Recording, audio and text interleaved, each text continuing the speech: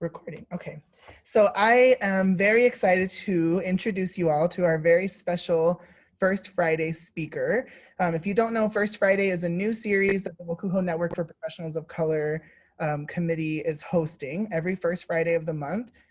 We are bringing a change-making agent of color into our space to just speak with us for an hour about kind of their experience, their leadership, their wisdom, and just kind of talk with us so that each of us kind of get a little bit more of a deeper connection with each speaker.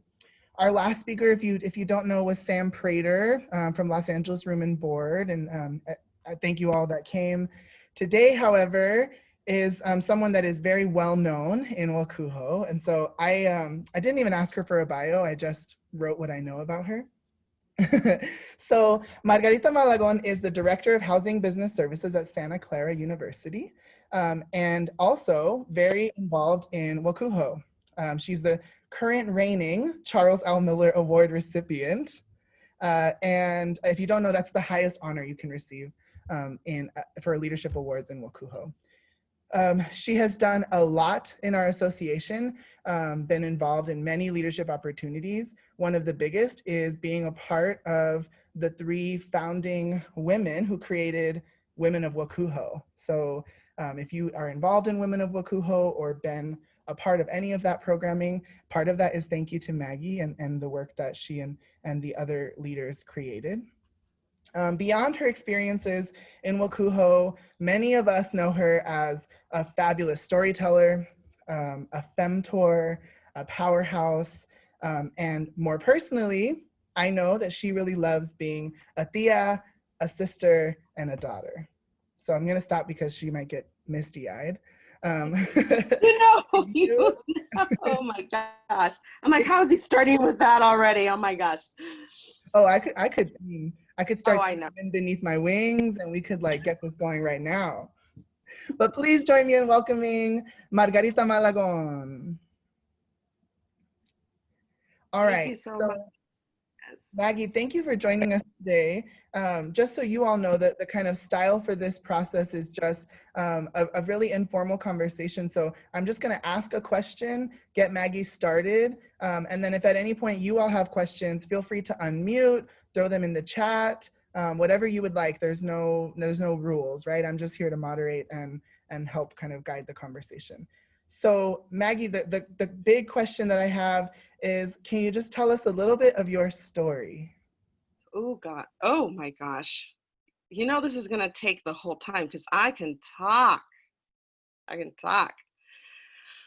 You know, so Matt, first of all, I just want to say thank you so much because it's truly an honor to be in this space with you all. You know, we all have opportunities for how we spend our time. And I have, especially during this, I call it the season of COVID, although for many of us, you know, we've had other types of pandemics that we've had to work through, you know, through the years. But I have definitely have treasured the time that we spend together and where we spend our time and with whom. So to be here today, I just want to say thank you to each of you because this is really quite an honor, especially after attending the last one with Sam Prater and the amazing work that he's doing. So just being among these folks is just fantastic. So thank you so much.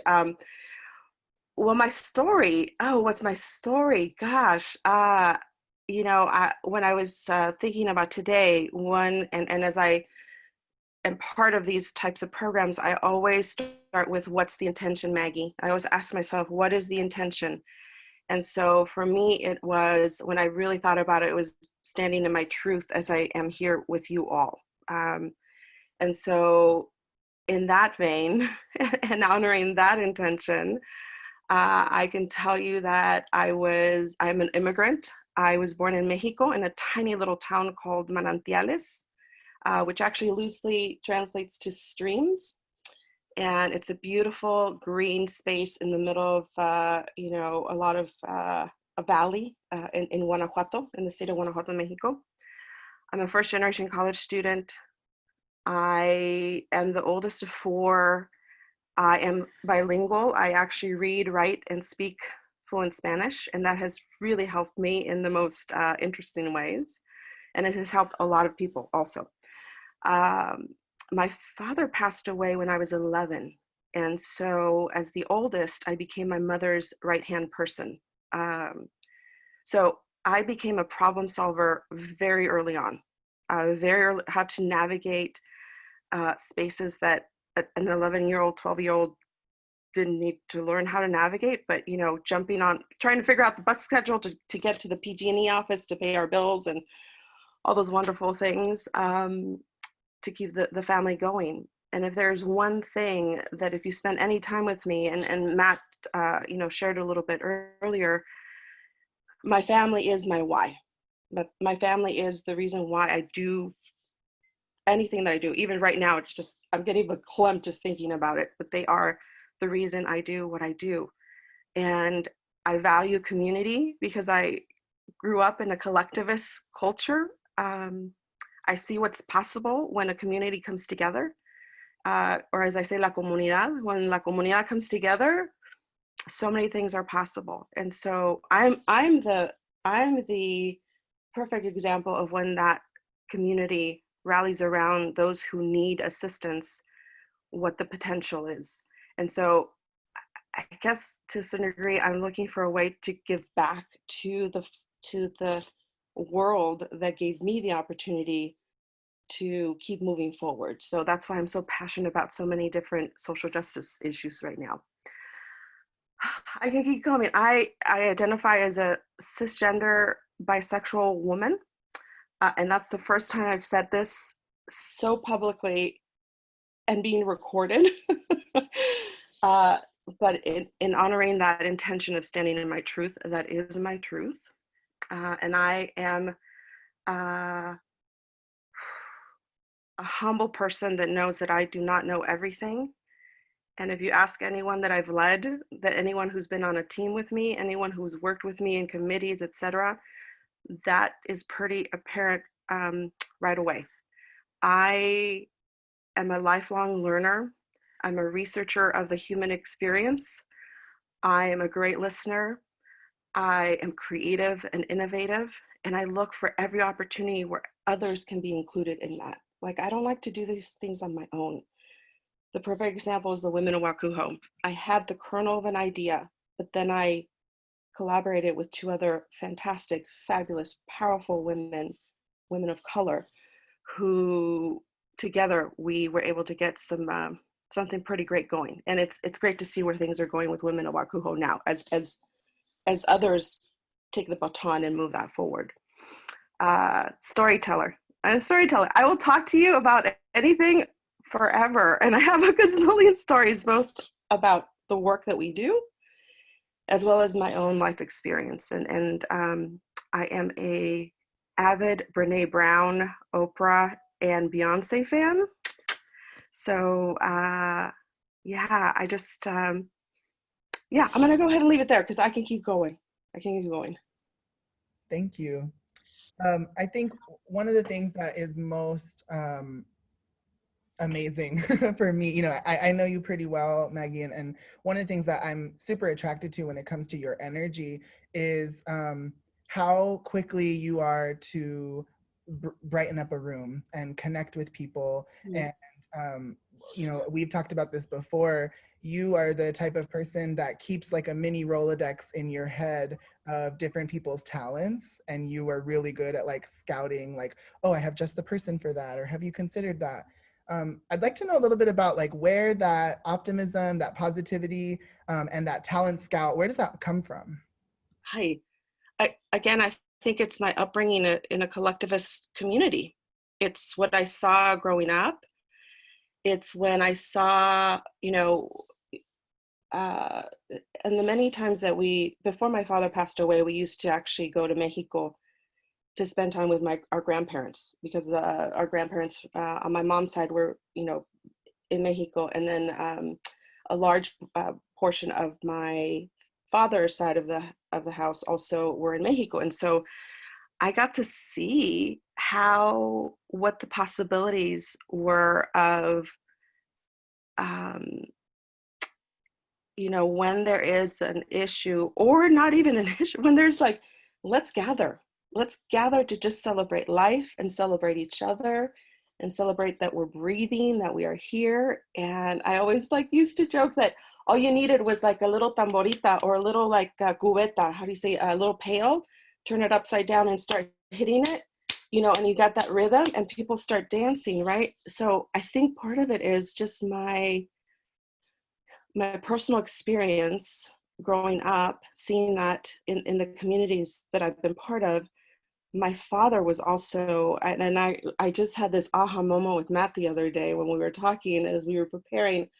My father was also a very gregarious, happy, joyful person who would bring us all together.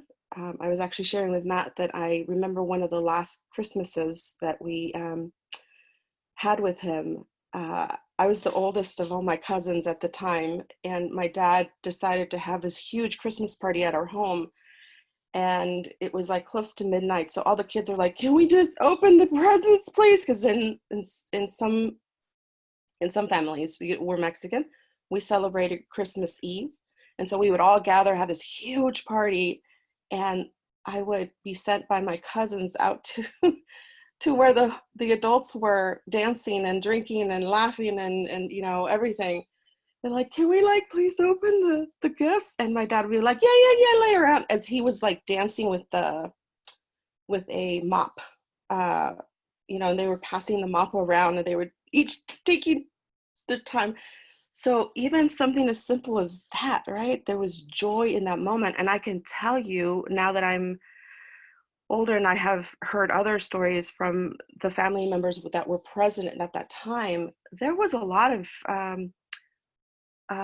challenging situations that were going on in that moment, but they took that time. And my dad in particular, he wanted to take that time to pull us all out of those moments and be together as a family, as a community, and really have a good time. And so I think I learned that from my dad. I just like how he was always including people, and he was always like, I remember, oh, this is gonna make me cry. The day of his burial, I we were walking towards the grave and to go bury him, and there was this woman that approached my mom and said, "Luz Maria, I just want to thank you so much because, you know, Paco, his name was Jose Francisco, but they called him Paco. Paco helped me, gave me some money to take care of my husband who was really ill. And my mom didn't know about this. And we started to hear all these like stories come out of the woodworks that we didn't know about. So he was very generous. And I just remember those stories of like the impact that one person can have on the life of another when you have the means, when you can, you help. And so I think that's where it is. I grew up around it. I grew up experiencing it. And I also grew up noticing, because I always notice things too. I may be quiet and sitting in the back, but I'm listening. I'm like noticing and I'm keeping that Rolodex like going. I notice these little details. And it reminds me of Maya Angelou's quote of people, may not remember what you did, but they remember how they made you feel. And so I think that's part of it. I keep remembering, I'm like, that's how I want to live my life. I want to bring a light into any space that I enter. And I'm not perfect by far, but I'm going to try real hard. I'm going to try real hard. Thank you. Does anybody have a question that they want to ask? I have more questions, but I also want to allow our audience to ask things too. I have a question. Do you hear me? Yeah. Yes. Can you hear me? Yes. Okay. Hi, Maggie. So knowing what I know about you, you're such a giver. And that's something that I think many of us on this call can relate to and connect with. My question to you would be thinking about what have been ways to help you kind of like recover from, I guess like, I don't want to use the word burnout per se, but that's just the best word I could use now. Just what are ways for you to think about acceptance of like receiving from a giver perspective? That has probably been the hardest part of my journey, just learning how to even ask for help. Just the act of asking for help. And then I can't remember who it was that I read. I read quite a bit. That's the other piece too. I just get sucked into so many things. My curiosity, I'm very curious. So I just like follow the thread. And the other thing too is like, if I get excited about something, I'm going to share it with you. Right, Gail? I might even like bring you the book and say, hey, Gail, you should really read this. I get really excited.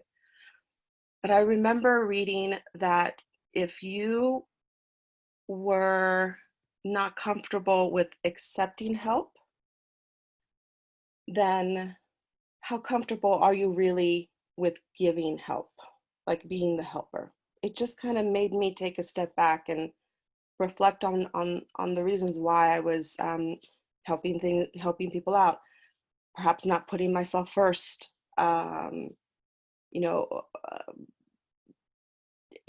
It just helped me reflect on that. And so I have been very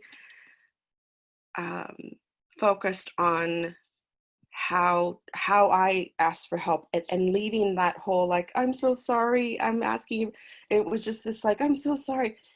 Whenever I have anyone come to me saying, hey, Maggie, can you help me with XYZ? Or I'm really struggling with this, or, especially around grief and loss, I am a wonderful listener around that. I can sit with you and I'm not going to say anything. I'm just going to listen or maybe reflect something to me. It's like in those moments, do you ever think like, oh my gosh, I can't believe they like asked me for help or like asked it, right? No, not at all. So it's the other way around. It's about the connection. Now, what I've made sure I do is I struggled for a while figuring out what really was self-care for me, because I would hear people say it's self-care.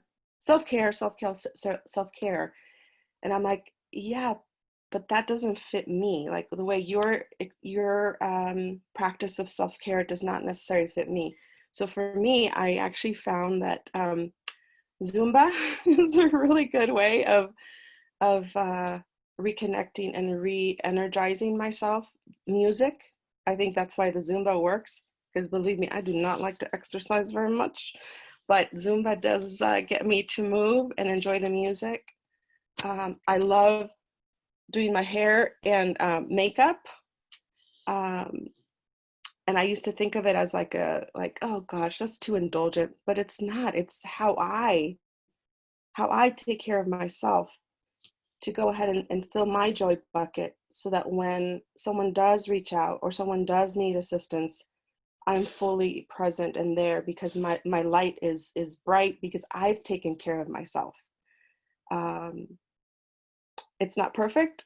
I still struggle with it. It's still something I still navigate. But to me, it's this whole, I remember reaching out to, I believe she's now the VP at Northwestern University, Julie Payne Kirchmeyer, because she was posting on Facebook about all these soul cycle sessions that she was doing. And I was like, oh, Julie, I wish I could find something that would really feed me in the way that it does, that feeds you. And she's like, you'll find it.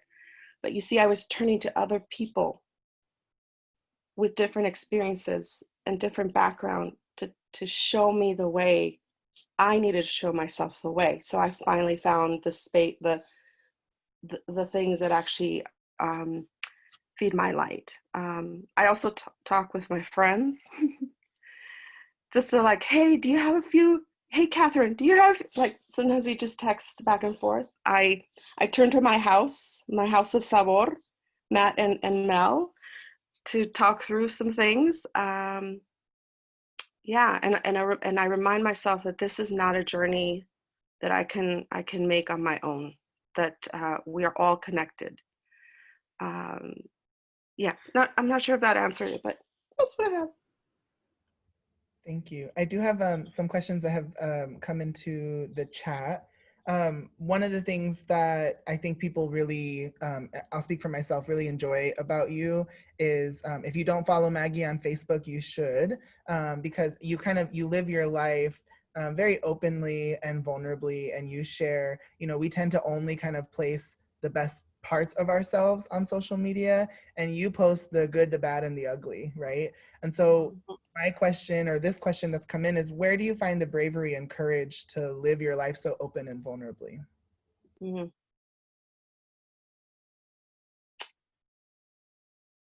So when it comes to social media, one of the really great advice that I remember reading, and this was from Brene Brown, so the queen of vulnerability and shame research. Do not post anything on social media when you're still working through whatever it is. Like, right? It's like if I've posted something, number one, I post on social media, or I'm open and I share about my own journey because I know I'm not the only one.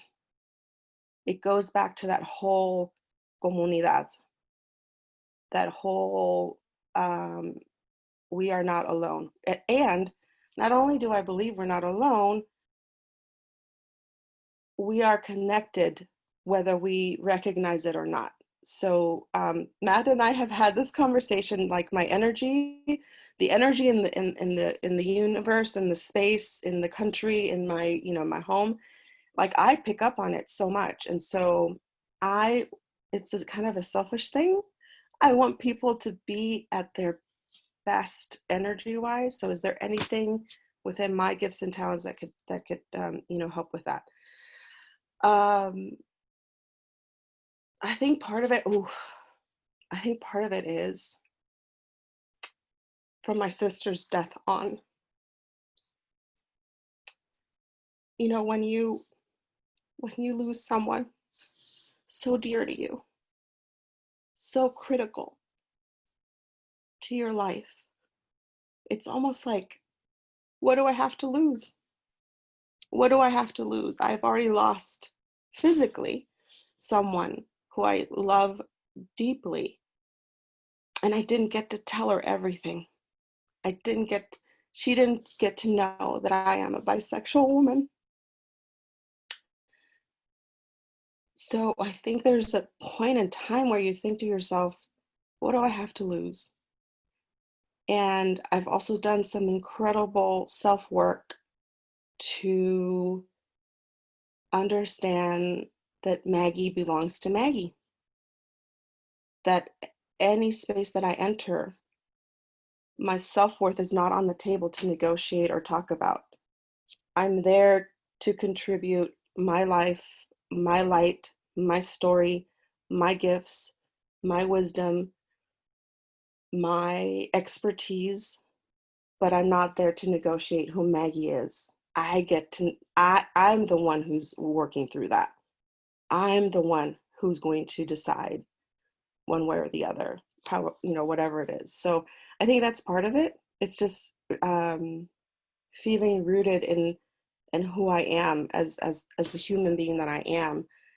And also,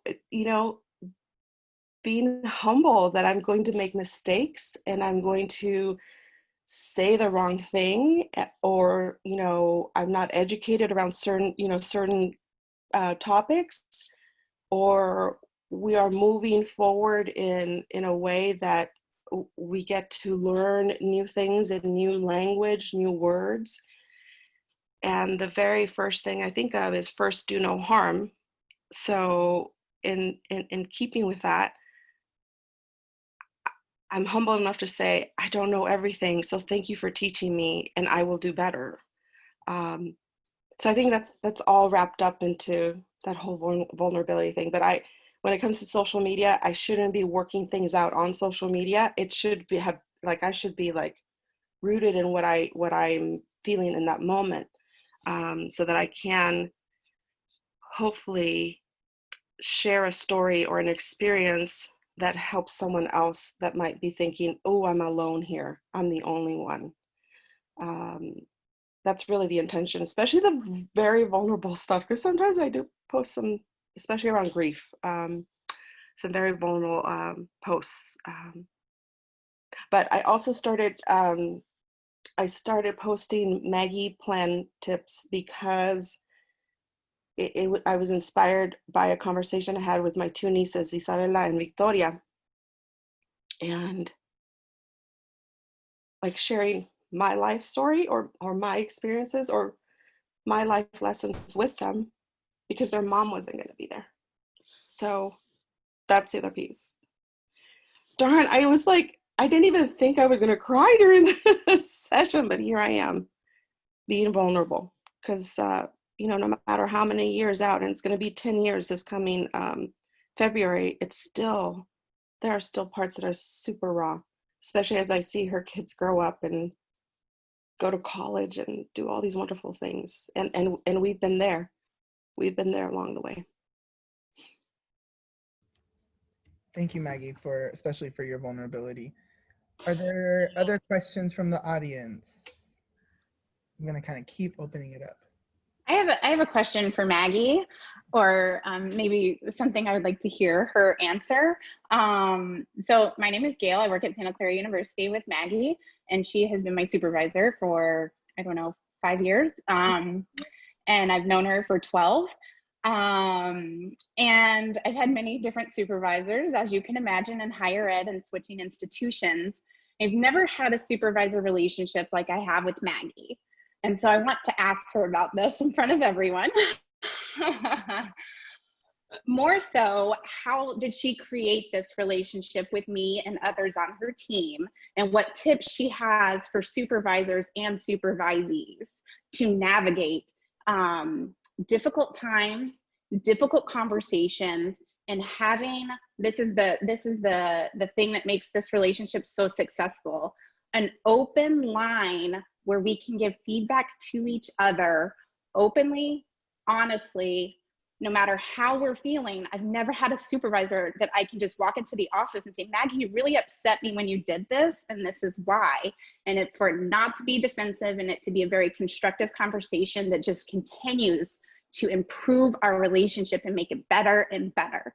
So my question is kind of to everyone, like, what do you do to build these relationships with the people that you supervise where they are comfortable coming to you in their raw emotions or in their experience working on the team or in the office or at the university to share these things with you, even though they can be hurtful? And then the same way, like, what advice do you have for supervisors to accept and be more open to this feedback? Because I have seen not only my work improve and our team improve and our office improve, but that relationship has just really opened eyes for me, and I think for others on our team as well.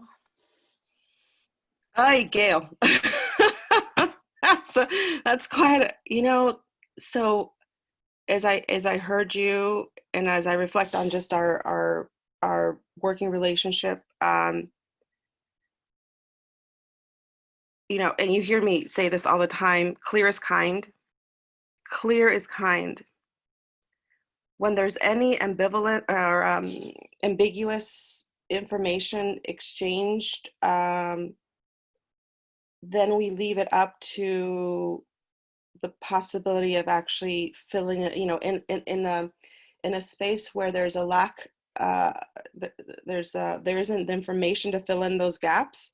People are going to make up whatever that story might be.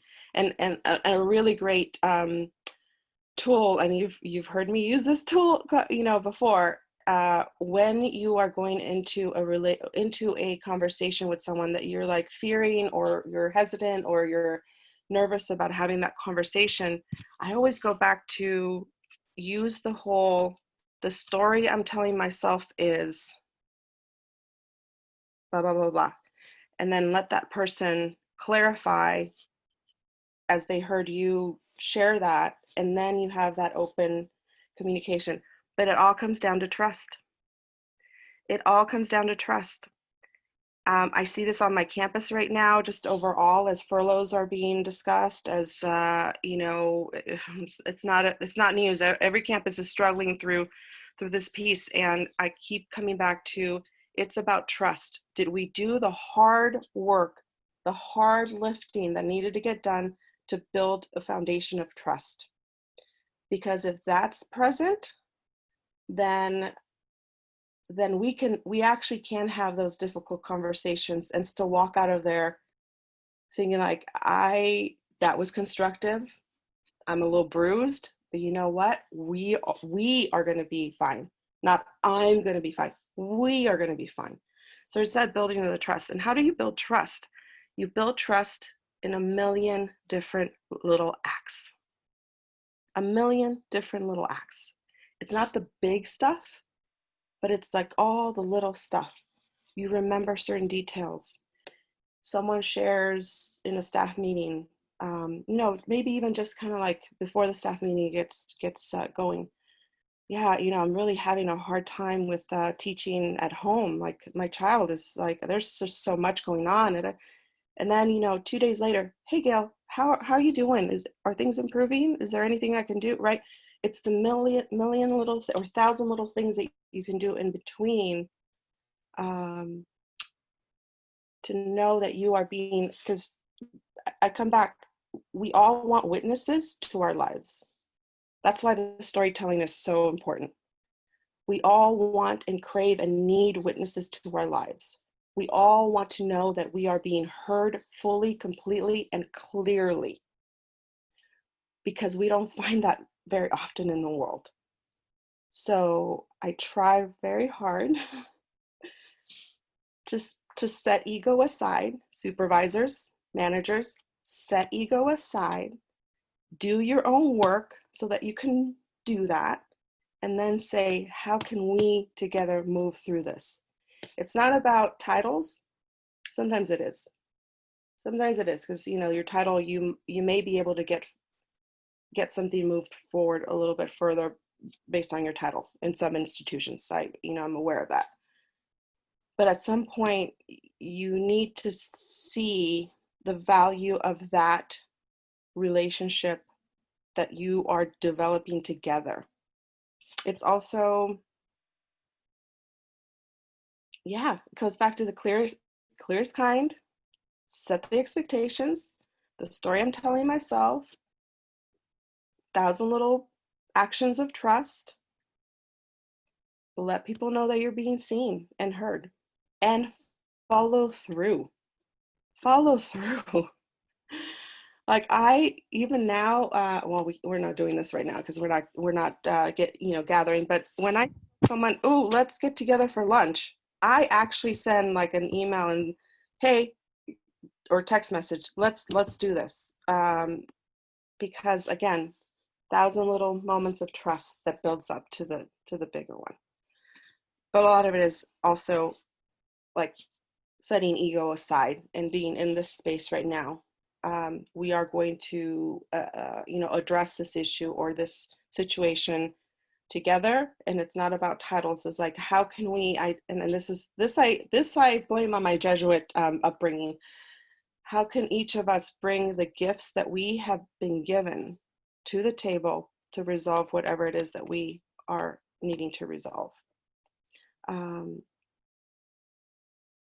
Sometimes, like I said, you walk out of a situation bruised, and then you process that so that you can be a better person. You got to heal that.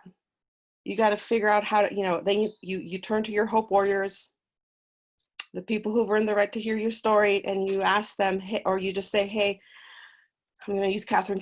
Catherine tends to be this person for me quite often. Hey, Catherine, do you have a few minutes? I just need to talk this through. And I know that she's going to be a vault. She's not going to go and talk to anyone else about it. So that's about, the relationship we've built with that hope warrior. That's what the hope warrior is. Like, they will hold that, they will be a vault. They're not going to, right? And so, you process those bruises. I'm not sure if that, yeah.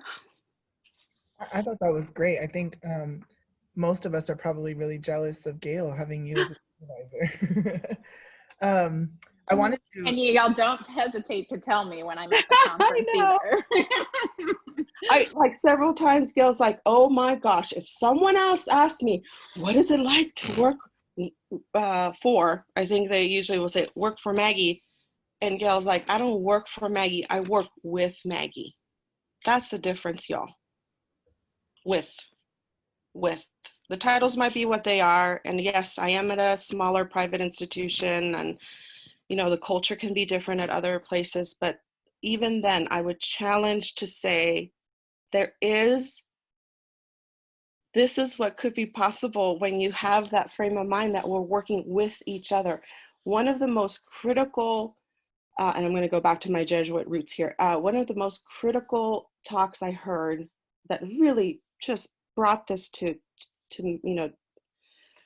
my heart was Father Gregory Boyle, who is the founder and runs Homeboy Industries. Yes, are we familiar with them? If you're not, look them up, and if you can, support however you can, because that's a wonderful organization. They have a cafe, they have they have a t-shirt printing. Homeboy Industries, look it up. Father Boyle's a Jesuit priest, and he came to campus. He's come to campus several times, but the last time he was on campus, he talked about how whenever he goes to his different talks, if he can, he will bring one of his homies with him. And that's what his homies. And he says, because it's not about the way I'm serving them, but I'm in service with them. I'm in service with them. And that for me, because in the Jesuit ideology, we talk about men and women, I say folks or humans, for others, in service for others. And I'm like, oh, Father Ball just shifted that for me. And it just feels so much better when I say, I'm in service with you, because that's about the community and the team effort. It's not this hierarchy that we've set even in that particular type of relationship. So that's the other piece too. Thank you. I wanted to ask, based on what you shared right now about the way that you supervise, I think I'm curious to know how you've seen your leadership evolve, and what advice do you have for rising professionals of color, rising women of color that are trying to kind of be in your shoes in this industry? Oh my gosh, when you say that, I remember years ago, I was sitting at a table, or maybe it was the 2013 conference and exposition at San Jose, the Fairmont Hotel. That was a good time. That was also the beginning of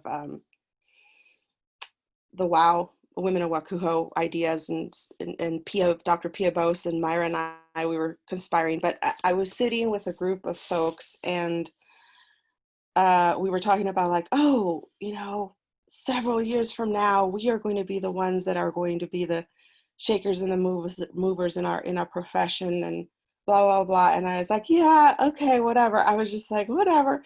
And here we are. And even just you asking that question made me a little bit uncomfortable, Matt, which is funny, because I will put a pin on that, and I'm like, okay, let's go ahead and process that, Maggie, because you need to like own your greatness fully and completely as people see you. And at the same time, I was like, that's the humility that needs to be present in order for other wonderful experiences to open for me. So it's this like competing ideas of like own your greatness and also have that humility present, so that you stay open to more, to evolving and growing in ways that may never really imagine. So when I think about this question, Matt, I think about the day that I walked into the housing office as a first-year student at Santa Clara University, super scared. I was so scared, and I was so nervous, and I was so sure that there was no way that that these folks were going to give me a job, and they did. And to recently, when I posted my little video that to announce that I'm actually the Glakuho contemporaries issue expert that will be delivering the keynote address in November for the Glakuho region. My boss who hired me said, like, I can't believe this is the woman that walked in that day to apply for that job. Like, the growth has been exponential. And as yes, I have committed myself to a profession that I know changes lives. We shift lives. I said this during my acceptance speech for the Charles L. Miller Award. The work that we do changes lives. I can guarantee you right now, you can close your eyes and you can think of at least 5 different students or staff members that you supervise, or faculty that you've interacted with, or alumni that you've interacted with, where you have made a difference in that person's life. You have shifted the tide for them somehow. You have given them an opportunity. You have opened up a door. You have provided resources. And when I think about being a housing professional and a housing practitioner, a student affairs human, that's what I think about. The work that we do is very important. And so in order to be able to do that work and have that kind of impact on folks, I have to have my house in place. Like, I have to have my house in order. I need to do the self-care, to Mel's, the self-care that needs to be present. I need to educate myself. I want to be humble enough to know that I don't know everything. And as things in language changes, I'm going to learn new things. But especially for our newer professionals, one of the most important things to do is to be able to stand in your truth and know that you belong to you. So Suzu belongs to Suzu, Jocelyn belongs to Jocelyn, Gail belongs to Gail, Catherine belongs to Catherine, Raul belongs to Raul, right? Your self-worth is never on the table. What does that mean? What do you have to do to make sure that that is every interaction that you have? I grew up, and probably because of my immigrant background, I grew up with hearing the message that I needed to work hard and keep my head down. And I've said this before, I think in one of the WOW stories. If I do that, then I can't keep the crown on my head, right? I want to be able to look up and keep that crown on my head. Keep your crown on your head. Do what you need to do to lift yourself up. And this invitation is always open. Like, if you ever want to talk through something, if you're ever doubting yourself in any way, just give me a ring.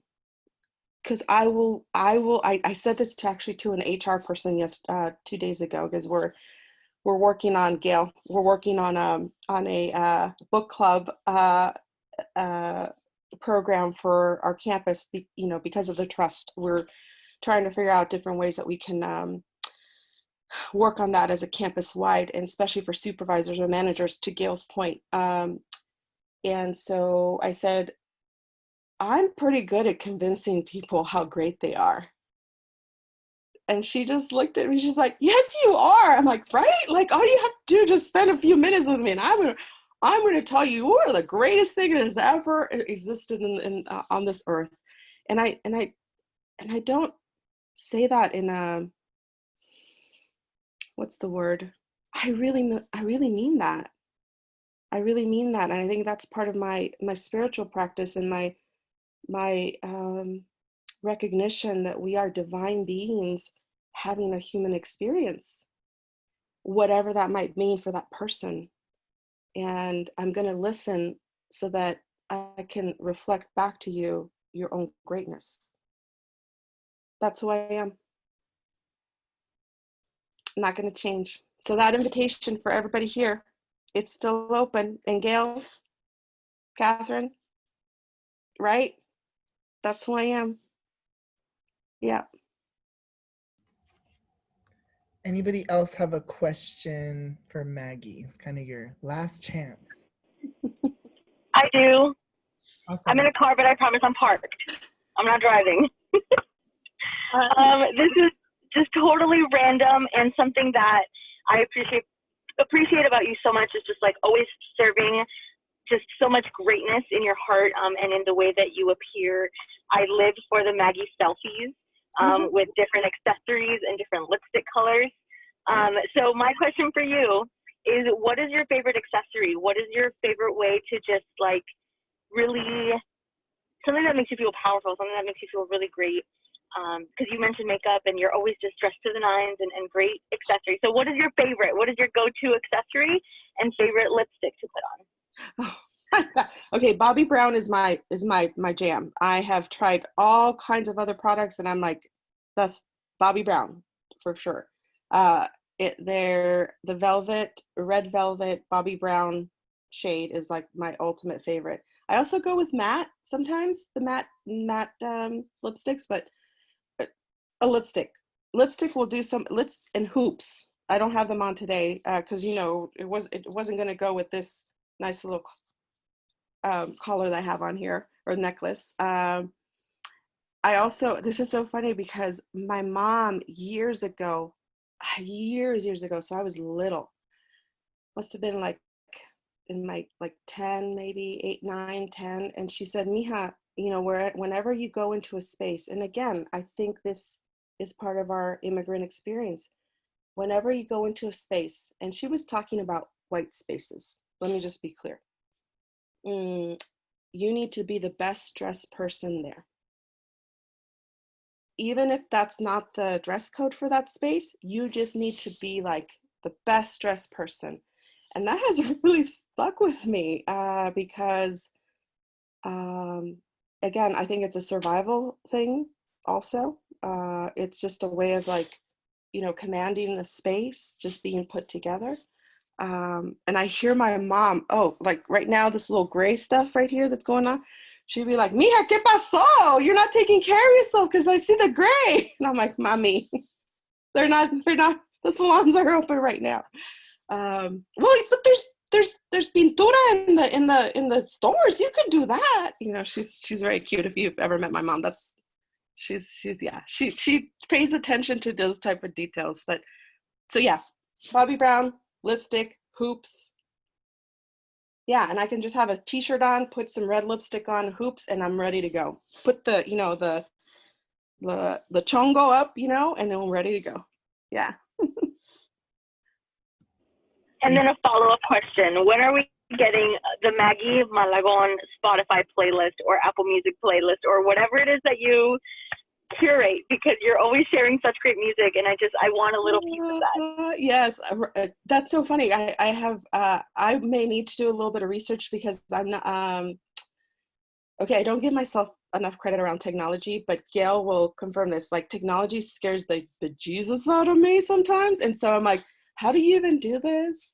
Oh my gosh, Mel and Catherine, you were there, the book club that we had, and I didn't know how to do Facebook Live, and I'm like, I'm doing Facebook Live, and I'm like, how do you turn this around? Oh God, it was so embarrassing. So I will work on that. But yeah, a lot of those songs also come from my Zumba classes that I take in the morning. So, but I'm gonna go ahead and add that to my list. And if you need help, I'm more than happy to help you put it together. Yay! Oh my gosh, you're gonna help me on 2 things now. Yes. Any last questions? We have just a couple minutes before we want to stick to our 12 to 1 time as best as we can. But anybody have a final question for Maggie?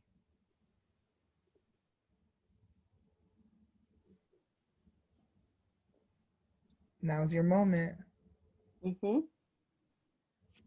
All right. So Maggie, will you just share a really important lesson learned that you think people here would benefit from? I feel like that would be a good closer to this.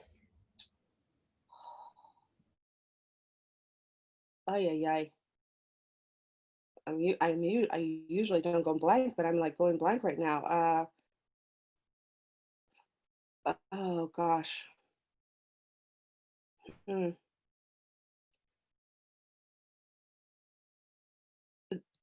I think I'll go back to the same part or the same idea about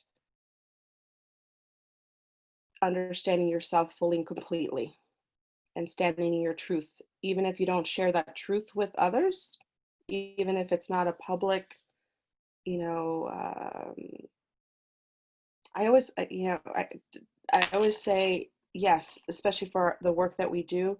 It is important that we keep our students at the center of the work that we do.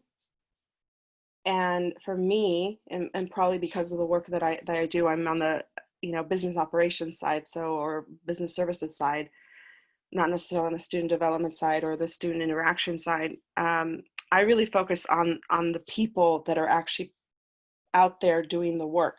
So right now during the pandemic, I keep coming back to, is everyone taking care of themselves? Are you drinking enough water? Are you getting enough sleep? Are you getting some movement? Are you nourishing your body? Are you attending to your temple? That's what are you attending to your temple? If you're not doing that, you're not going to be available to the wonderful gems that are coming to our campuses. And so that's, you're not going to be fully and clearly available for your staff that you're supervising. And that would be like, number one, you should be number one on the list, and whatever that means for you, and do the work to figure out, how do you keep your joy bucket full? How do you replenish it? What is that you need to do to make sure that you are the best you can be? Ever since I was a little girl, I always, I have chased having peace in my heart. Like peace, it's just a constant word that continues to come up in any type of situation. And that's what I say, how can you have peace in your heart? So that if there's peace in your heart, you are going to be available to anyone and everyone. You are going to be ready to take this pandemic down, like take it down.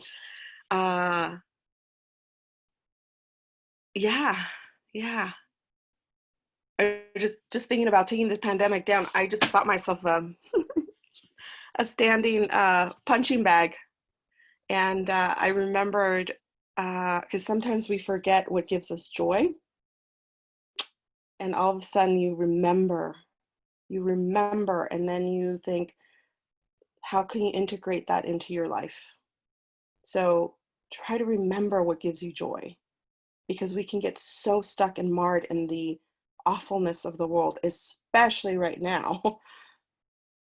What brings you joy? Where is the light that's coming in through those cracks? Find that. Practice it.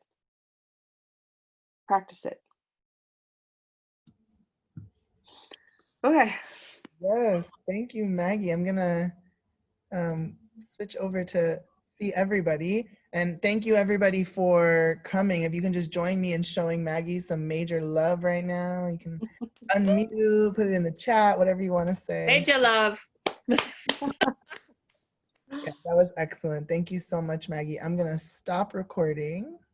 All And right. thank you all for joining me today and joining us in building community with Maggie. I'll stick behind if anybody has any questions or wants to learn more about WNPOC. Maggie, maybe if you want to stick behind for a couple minutes, see if people. I will, yes. But otherwise, thank you all so much, and we hope you have a great rest of your day and weekend.